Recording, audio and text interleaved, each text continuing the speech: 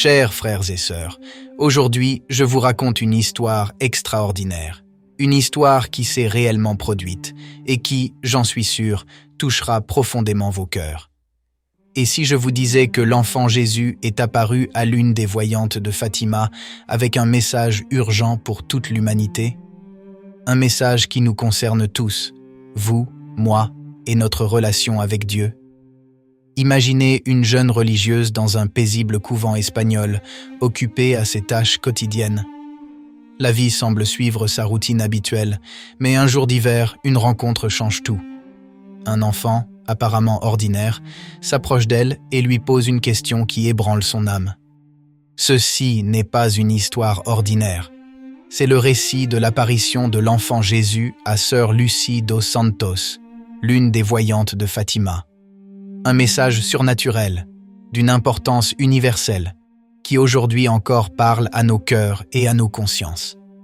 Restez avec nous pour découvrir chaque détail de cette expérience extraordinaire et son importance pour le monde moderne. Pour comprendre pleinement l'importance de cette apparition, nous devons revenir en arrière et nous plonger dans le contexte extraordinaire de Fatima. En 1917, la Vierge Marie, avec un amour qui dépasse toute imagination humaine, choisit d'apparaître à 3 jeunes bergers dans un coin reculé du Portugal. Ses 3 enfants, Lucie dos Santos et ses cousins François et Jacinthe Marteau, étaient simples et innocents, mais choisis pour transmettre un message céleste qui allait bouleverser le monde. La Vierge leur apporta un appel à l'espérance, à la conversion, et leur demanda instamment de prier et de faire pénitence pour sauver les âmes et consoler le cœur de Dieu, tant offensé par les péchés de l'humanité. Ces messages marquèrent profondément le cœur de Lucie, qui prit en charge la mission qui lui avait été confiée. Parmi les demandes de la Vierge figurait la dévotion à son cœur immaculé, une dévotion qui deviendrait un phare pour l'humanité, un moyen d'obtenir la paix et la miséricorde divine. La vie de Lucie fut cependant marquée par la douleur et le sacrifice. Après la mort précoce de ses cousins bien-aimés François et Jacinthe, Lucie s'engagea sur un chemin solitaire, se consacrant entièrement à Dieu. Elle entra dans un couvent à Pontevedra, en Espagne, où elle continua à accomplir avec dévouement la mission confiée par la Vierge. C'est précisément en ce lieu, le 15 février 1926, qu'eut lieu un événement extraordinaire, capable d'émouvoir même le cœur le plus endurci. Dans un moment d'intimité spirituelle profonde, l'enfant Jésus apparut à sœur Lucie. Ce ne fut pas une vision ordinaire, mais une rencontre voulue par le ciel pour renforcer son esprit et sa mission. Cet enfant divin, avec une simplicité désarmante mais une force que seul Dieu peut posséder, renouvela l'appel de la Mère Céleste, incitant Lucie à persévérer dans son devoir. Une apparition qui n'était pas seulement pour elle, mais un signe pour toute l'humanité, un appel à lever les yeux vers le ciel avec confiance et à embrasser le chemin de la foi avec un cœur renouvelé. L'histoire de sœur Lucie n'est pas unique en son genre. Au fil des siècles, plusieurs mystiques ont eu des visions extraordinaires de l'enfant Jésus, chacune accompagnée de paroles d'amour et d'enseignements profonds. Un exemple célèbre est celui de saint Antoine de Padoue qui, lors d'un moment de prière, vit apparaître l'enfant Jésus dans ses bras.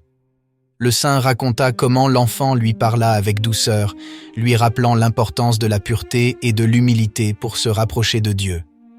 Sainte Thérèse d'Avila, la grande mystique carmélite, a également eu des visions de l'enfant Jésus.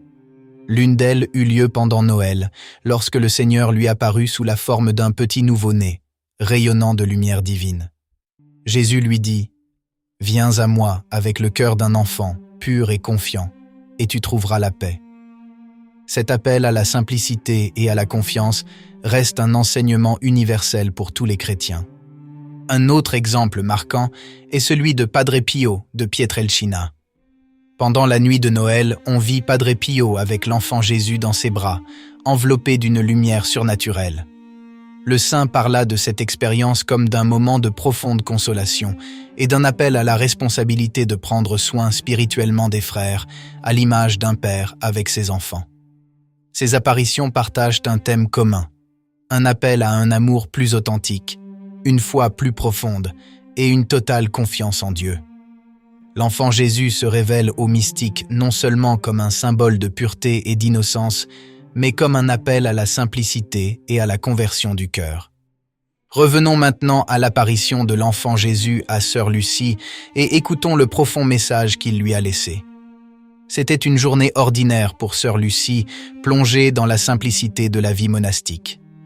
Dans la cour du couvent, alors qu'elle vidait un seau d'ordures, un enfant s'approcha d'elle d'un pas léger. Au début, cela ne semblait rien d'extraordinaire. Son apparence était familière, mais rien ne laissait présager l'événement qui allait se produire. Sœur Lucie, avec un cœur serein et concentré sur son travail, n'imaginait pas que cet enfant était l'enfant Jésus lui-même. Avec des yeux remplis de douceur, le petit lui posa une question qui pénétra au plus profond de son âme. « As-tu diffusé dans le monde ce que la Mère du ciel t'a demandé ?» La simplicité de ces paroles révélait une profondeur que sœur Lucie ne pouvait ignorer. À ce moment-là, un éclair de conscience traversa son cœur. Elle était devant l'enfant divin, qui avec humilité et fermeté lui rappelait sa mission. Sœur Lucie, avec un cœur rempli d'humilité, commença à expliquer les difficultés qu'elle rencontrait pour diffuser la dévotion au cœur immaculé de Marie. Elle se sentait insuffisante face à l'immensité de la tâche qui lui avait été confiée. Mais Jésus, avec un regard transmettant une compréhension et un amour infini, lui répondit par des paroles qui resteraient gravées dans son âme. « C'est vrai, ma fille, que de nombreuses âmes commencent la dévotion des premiers samedis, mais peu la terminent. Et celles qui la terminent le font pour recevoir les grâces promises. Je préfère celles qui font les 5 avec ferveur et avec l'intention de réparer le cœur de ta Mère du ciel, plutôt que celles qui font les 15 tièdes et indifférentes. Pourquoi cette dévotion est-elle si importante ? Ces paroles, remplies de douceur mais aussi d'une vérité profonde, expliquent le désir ardent de Jésus. Que cette dévotion ne soit pas vécue comme un simple acte formel, mais comme un geste authentique d'amour et de réparation.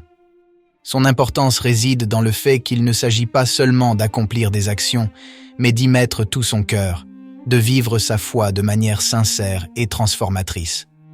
Sœur Lucie comprit que le Seigneur ne regardait pas la quantité des actions, mais la qualité de l'amour avec lequel elles étaient accomplies. C'était un appel, non seulement pour elle, mais pour chaque âme, à entreprendre un chemin de foi authentique et à répondre avec générosité et persévérance à ce grand acte de confiance de la part de Dieu. L'apparition de l'enfant Jésus à sœur Lucie n'est pas seulement une histoire extraordinaire, c'est un appel puissant qui traverse les siècles pour toucher nos cœurs aujourd'hui. Réfléchissez-y. Jésus nous rappelle que le péché ne blesse pas seulement notre âme, mais aussi le cœur aimant de Marie. Cependant, avec chaque acte de réparation accompli avec un amour sincère, nous pouvons consoler ce cœur maternel et nous rapprocher de Dieu d'une manière qui transforme nos vies. Nous vivons dans un monde où la persévérance fait souvent défaut. Combien de fois commençons-nous avec enthousiasme pour ensuite nous laisser abattre par les difficultés ? Voilà pourquoi Jésus nous invite à ne pas abandonner, à continuer chaque petit pas avec foi et ferveur, sachant que chaque geste, aussi simple soit-il, a une valeur éternelle. Le message que l'enfant Jésus confia à sœur Lucie n'est pas confiné au passé. Il est actuel, universel et profondément personnel. C'est une invitation pour toi et pour moi à prier, à nous convertir et à réparer. À une époque où le matérialisme et l'indifférence nous éloignent souvent du divin, cet épisode nous pousse à retrouver l'espérance. La dévotion des premiers 5 samedis, vécue avec une foi authentique, n'est pas seulement une pratique. C'est un chemin qui peut transformer notre cœur et faire de nous des instruments de Dieu dans le monde. Nous ne pouvons pas garder ces histoires pour nous. Nous devons les partager, les vivre et les laisser inspirer ceux qui nous entourent.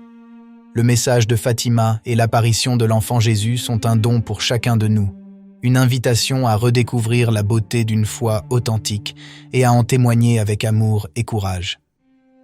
Aujourd'hui, alors que nous nous approchons de Noël, laissons le message de l'enfant Jésus résonner dans nos cœurs. Jésus nous appelle à être lumière dans le monde, à consoler le cœur de Marie et à persévérer dans la foi. L'enfant Jésus demanda à sœur Lucie, « As-tu diffusé dans le monde ce que la Mère du ciel t'a demandé? Aujourd'hui, cette question s'adresse aussi à nous. Comment y répondrons-nous? Si ce message t'a touché, partage-le avec ceux que tu aimes et laisse un commentaire avec ta réflexion. Abonne-toi à la chaîne pour découvrir d'autres histoires qui illuminent la foi et n'oublie pas d'activer la cloche pour rester informé. Ensemble, faisons la différence en diffusant ce message d'espérance et d'amour.